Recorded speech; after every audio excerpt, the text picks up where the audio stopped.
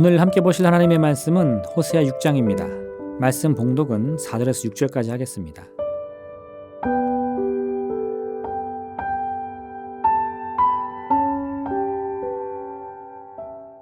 에브라임아, 내가 내게 어떻게 하랴?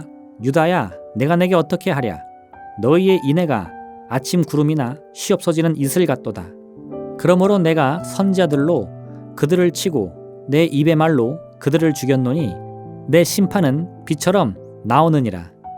나는 인애를 원하고 제사를 원하지 아니하며 번제보다 하나님을 아는 것을 원하노라. 아멘.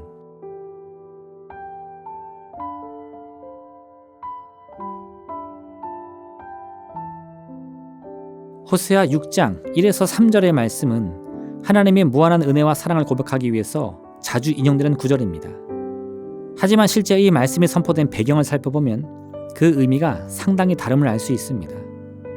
호세아는 하나님의 말씀에 따라서 이스라엘의 죄를 지적하며 하나님께서 곧 이스라엘을 심판하실 것이라고 외칩니다.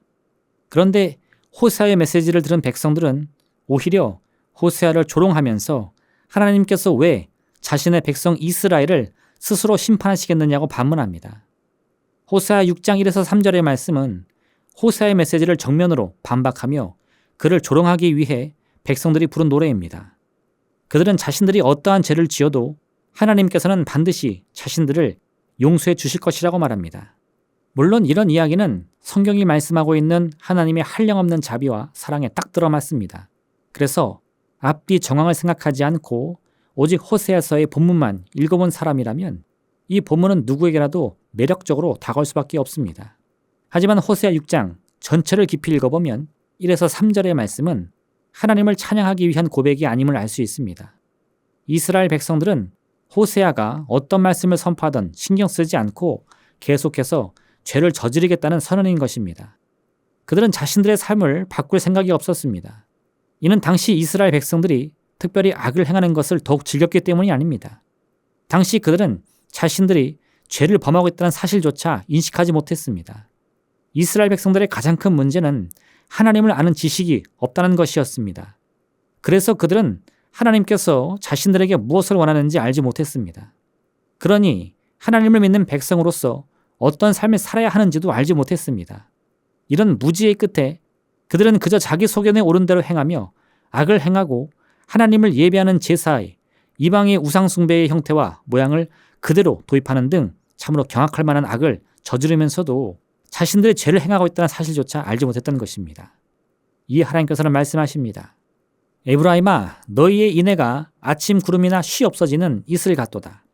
하나님을 향한 에브라임의 찬양과 예배는 그저 허울뿐인 껍데기에 불과했습니다. 그 안에는 어떤 진실한 고백이나 자신들의 죄에 대한 참회가 전혀 포함되어 있지 않았습니다. 그들은 여전히 죄를 행하면서 하나님께서는 인애와 자비가 크시니 반드시 자신들의 이런 죄악을 흔적도 없이 지어주실 것이라고 말합니다. 이 고백의 핵심은 하나님의 자비와 용서를 구하는 진지한 회개가 아니었습니다. 입으로는 거짓을 말하고 손으로는 타인의 것을 폭력적으로 빼앗으면서도 입술만으로 난 용서받을 것이다 라고 말하는 조롱조에 가까웠습니다. 그래서 하나님께서는 비록 그들이 문자적으로는 맞는 이야기를 하고 있다 하더라도 실제로 그들의 고백은 아무런 의미도 없는 아침 안개와 같은 고백이라 말씀하신 것입니다. 야고보서는 진정한 믿음이란 반드시 그 삶과 행동을 동반할 수밖에 없다고 말씀하고 있습니다. 내 형제들아, 만일 사람이 믿음이 있노라 하고 행함이 없으면 무슨 유익이 있으리요? 그 믿음이 능히 자기를 구원하겠느냐?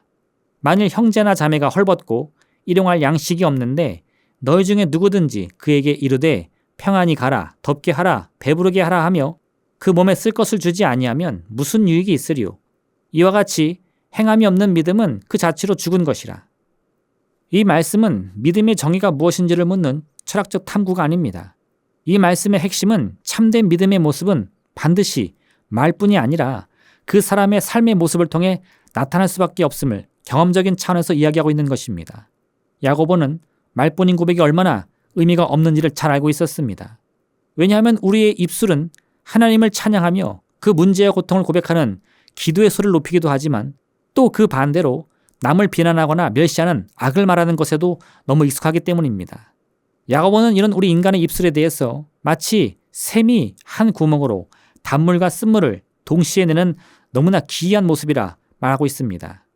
그러니 이런 뱀처럼 간사한 입술이 하나님을 향한 참된 믿음을 고백하기 위해서는 반드시 자신의 고백을 그대로 담아내는 삶의 실천이 필요한 것입니다.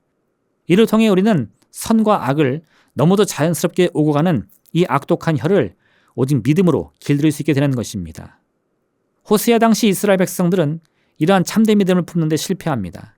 그들은 아무런 알맹이도 없는 헐만을 움켜잡으며 자신들은 하나님을 믿는 하나님의 백성이라 주장하고 있었습니다. 이에 하나님께서는 백성들을 향해서 하나님이 바라시는 것은 그저 믿음을 가진 성도들의 모습을 흉내내는 그런 거짓 고백이 아니라 진심으로 하나님을 아는 지식이라 말씀하고 있습니다. 예배의 자리를 참석하는 것만으로 참된 믿음을 말할 수는 없습니다. 기도의 시간이 아무런 꿈이나 소망도 없이 중언부언 시간만 보낸다고 진정한 기도라 말할 수 없는 것입니다. 참된 믿음은 하나님이 어떤 분인지를 알고 하나님이 우리에게 바라시는 참된 뜻이 무엇인지를 깨닫는 것입니다. 그리고 이러한 깨달음을 바탕으로 우리 자신이 어떤 삶을 살아야 할지를 결정하는 결단이야말로 믿음의 완성이라 할 수 있습니다. 호세아는 하나님께서 전해주신 말씀을 선포하면서 이 메시지를 통해 이스라엘 백성들이 지금 서 있는 죄악의 자리를 떠나서 하나님의 품으로 돌아오기를 바랐습니다. 호세아가 바란 것은 이스라엘 백성들의 삶의 변화였던 것입니다. 진정한 믿음은 그 자체로 우리 자신의 생각을 변화시킵니다. 믿음을 온전히 가지지 못했을 때의 생각들은 아무리 듣기 좋고 옳게 보인다고 하더라도 결국 우리의 삶을 바꾸지 못합니다. 진정한 능력과 권세는 믿음 안에서 하나님의 뜻과 섭리를 깨닫는 것으로부터 시작됩니다. 하나님의 온전하신 뜻이 무엇인지를 알게 되면 우리는 더 이상 망설일 필요가 없습니다.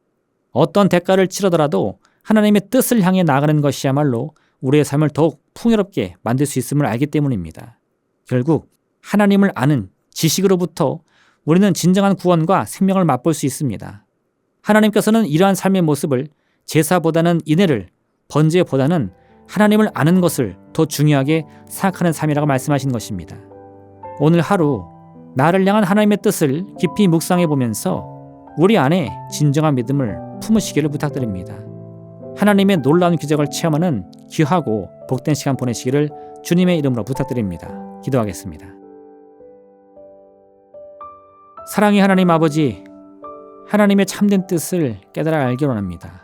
그 뜻을 통해서 우리 자신이 누구이며 우리가 어디로 와서 어디로 가는 인생인지를 온전히 깨달아 알게 인도하여 주옵소서. 이와 같은 깨달음이 곧 우리 운명의 변화로 연결되게 도와주시고 우리 삶의 참된 소망이요 믿음의 표대가 되게 도와주시옵소서. 감사드리며 예수님의 이름으로 기도드립니다. 아멘. 하늘에 계신 우리 아버지, 아버지의 이름을 거룩하게 하시며 아버지의 나라가 오게 하시며 아버지의 뜻이 하늘에서와 같이 땅에서도 이루어지게 하소서. 오늘 우리에게 일용할 양식을 주시고 우리가 우리에게 잘못한 사람을 용서하여 준 것 같이 우리 죄를 용서하여 주시고 우리를 시험에 빠지지 않게 하시고 악에서 구하소서. 나라와 권능과 영광이 영원히 아버지의 것입니다. 아멘.